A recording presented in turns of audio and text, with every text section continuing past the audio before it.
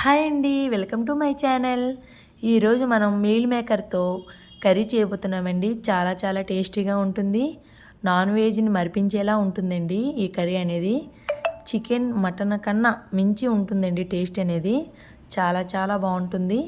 మరి ఈ కర్రీ ఎలా చేయాలో మరి చూద్దామా. మరి ఒక గిన్నె తీసుకొని ఆ గిన్నెలోకి 1 కప్పున్నర వరకు మీల్ మేకర్ని వేయండి.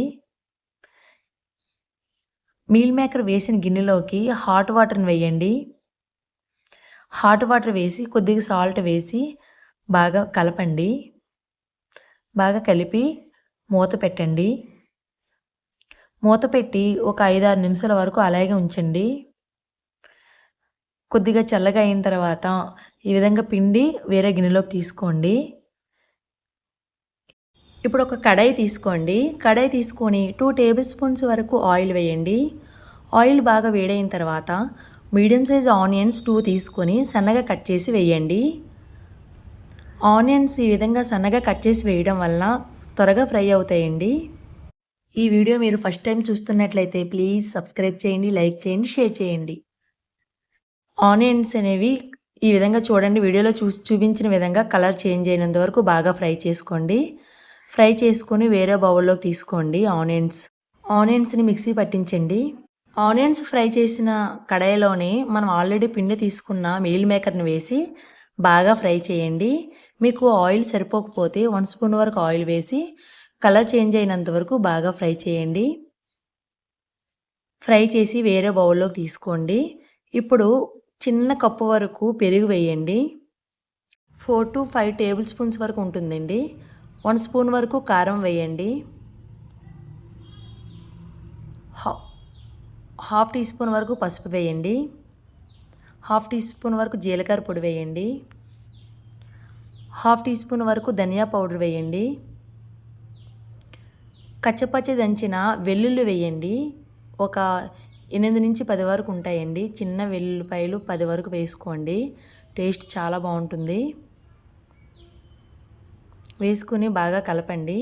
చూడండి, ఈ విధంగా కలిపి మూత పెట్టి ఒక 10 నిమిషాల వరకు ఉంచండి. ఇప్పుడు కడాయిలోకి ఆయిల్ వేయండి.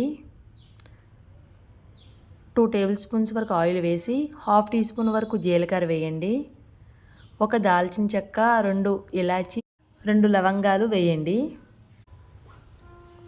వేసి బాగా ఫ్రై అయిన తర్వాత బాగా ఫ్రై చేయండి. బాగా ఫ్రై అయిన తర్వాత మనం మిక్సీ పట్టించుకున్న ఆనియన్ పేస్ట్ని వేయండి.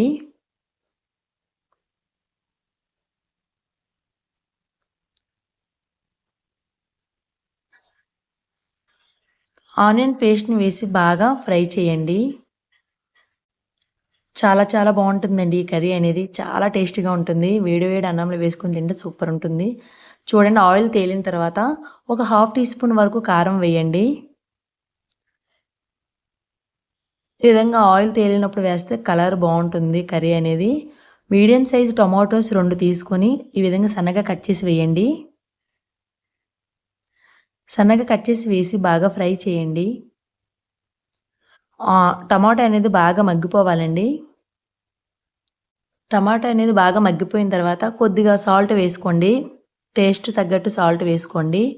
హాఫ్ టీ స్పూన్ వరకు మిరియాల పౌడర్ వేయండి, మిరియాల పొడి. హాఫ్ టీ స్పూన్ వరకు గరం మసాలా వేయండి. వేసుకొని బాగా కలపండి.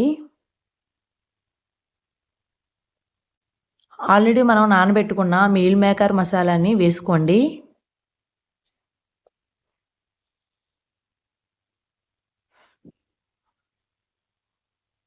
వేసుకుని బాగా కలపండి.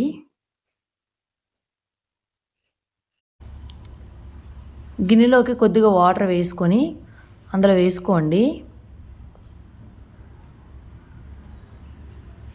మసాలాలు కలిపిన ఆ గిన్నెలోకి కొద్దిగా వాటర్ వేసుకోండి. మూత పెట్టండి.